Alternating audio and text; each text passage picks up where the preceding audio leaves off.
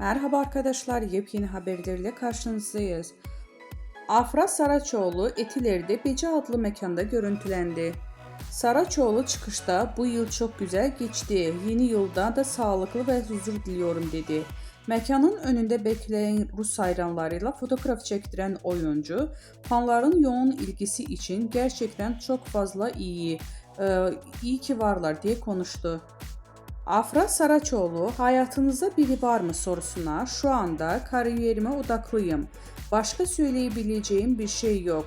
Olacağı varsa olur. Hayırlısı" yanıtı da verdi.